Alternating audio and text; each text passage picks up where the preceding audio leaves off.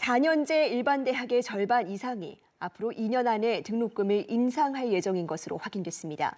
교육부 출입기자단이 한국대학교육협의회 정기총회에 참석한 대학 총장들을 직접 설문조사한 결과인데요. 먼저 영상 보고 오겠습니다.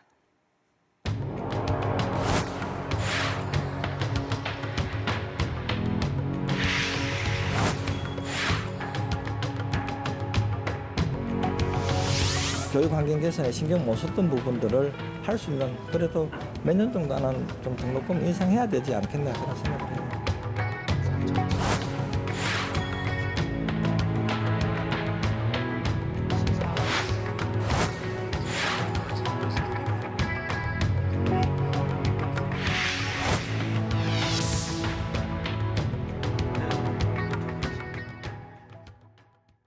네, 취재 기자와 자세한 얘기 나눠보겠습니다. 황대훈 기자, 네. 이 대학 총장의 53%, 그러니까 이 절반이 넘는 대학들이 등록금을 올릴 계획을 갖고 있다고요? 네, 이게 모든 산재 대학이 다 물어본 건 아니고요. 대기업 정기총회에 왔던 총장들에게 물어본 사람들 중에서 설문조사 답변을 준 게 116명이었습니다. 세부 통계를 좀 보시면요. 내년쯤 등록금 올릴 거란 대학이 39%로 가장 많았습니다. 올해 1학기에 올리겠다는 대학이 10곳, 2학기에 올리겠다는 곳이 1곳이었고요. 내후년쯤 올릴 계획이란 대학도 5곳이 있었습니다. 네, 실제로 올해 등록금 올린 대학들도 있었는데요. 이 대학들이 가장 원하는 건 아무래도 등록금 자율화일 텐데 이 교육부의 입장은 어떻습니까? 네. 이주서희 부총리가 총회장을 방문해서 총장들하고 1시간 정도 대화를 나눴습니다. 등록금 자율화를 요구하는 총장들의 목소리에 대해서는 검토하지 않고 있다 선을 그었는데요. 다만 뉘앙스를 조금 뜯어봐야 합니다. 정확히 뭐라고 했는지 한번 들어보시겠습니다.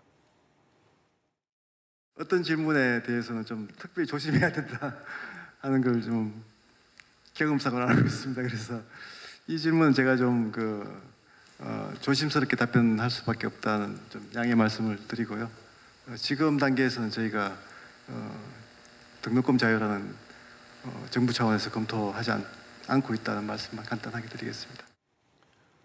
이주호 부총리가 후보 시절에 이 등록금을 높여야 한다고 썼던 보고서가 나와서 논란이 된 적이 있지 않습니까? 그래서 등록금이란 주제에 대해서는 발언을 삼가하겠다 이런 모양새고 지금 단계에서는 검토하고 있지 않다라는 거지 앞으로 절대 안 하겠다 이런 뉘앙스까지는 아니었습니다.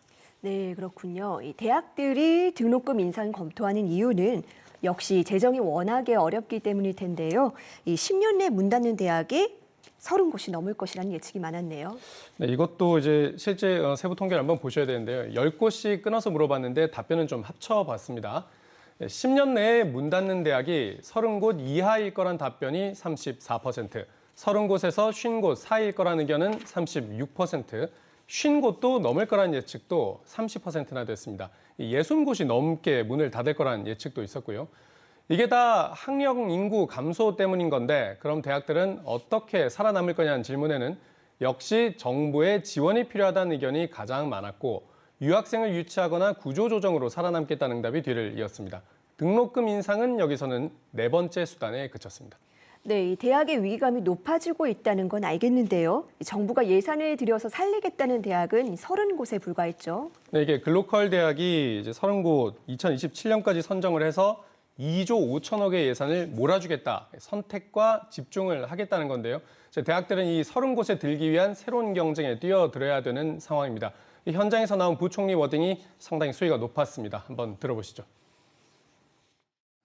정부가 모든 대학을 살리겠다고 약속하는 것은 가장 무책임한 일이라고 생각을 합니다.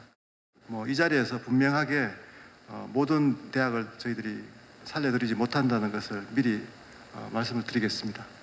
자구 노력을 하고 구조개혁을 다른 대학보다 더 열심히 하는 대학들은 반드시 살아남아서 지역 발전에 기여할 수 있도록 그렇게 지원해요. 대학들의 이 분발을 촉구한 건데 여기에 대해서 대기업 홍원하 회장 같은 경우에는 부총리가 통이 작다, 30개가 아니라 90개 정도는 살려달라. 그리고 지금 1.7조 원 정도 잡혀있는 고등교육 특별회계도 3조 원 정도는 확보해달라 이런 요구를 하기도 했습니다. 네, 그렇군요. 다음 키워드 한번 보겠습니다. 결국에 지원을 못 받는 대학은 등록금 인상 카드를 만지작거릴 수밖에 없을 것 같은데 지금까지 대학이 등록금을 올리지 못한 이유는 이 국가 장학금 지원을 못 받기 때문이었습니다. 이 부분은 교육부가 규제를 풀지 않고 있는데도 등록금을 올리겠다는 겁니까? 네, 그렇습니다. 이게 실제로 이번 설문조사에서도 확인이 된 게요. 대학 총장들이 요구하고 있는 가장 큰 규제 개혁, 바로 등록금과 국가 장학금 사이의 연계를 끊어달라는 거였습니다. 그런데요, 이번에 14년 만에 사립대에서 등록금 인상을 이끌었던 동아대 이해우 총장을 만나봤더니 이 장학금 지원이 끊기게 되더라도 등록금을 인상했을 때 늘어나는 수입이 더 크다고 합니다. 한번 보시면요. 이번에 동아대가 한 4% 정도 등록금을 인상했는데 이러면 수입이 50억 원 정도 늘어납니다.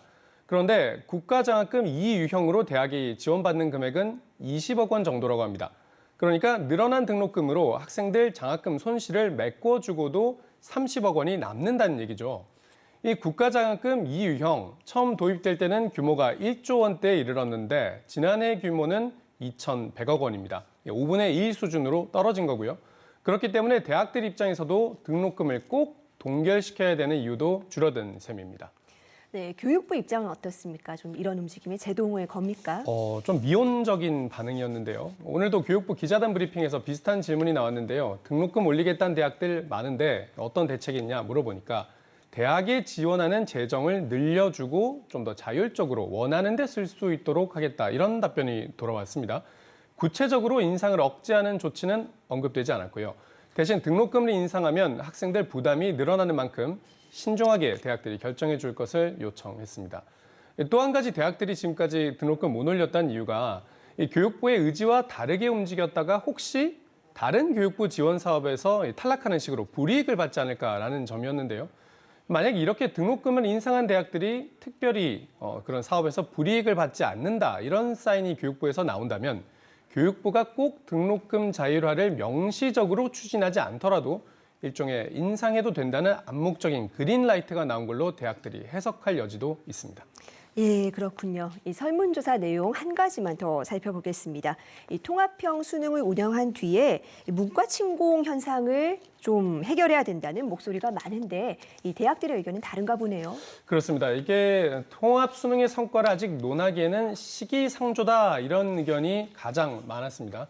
또 나온 의견들을 보면 모집 단위 구분을 아예 없애고 문이과를 완전히 통합하는 방식으로 해결해야 된다는 의견이 30%가 넘어서 수능 과목의 난이도를 조절해서 문제를 해결하자는 의견보다는 높게 나타난 걸로 보입니다.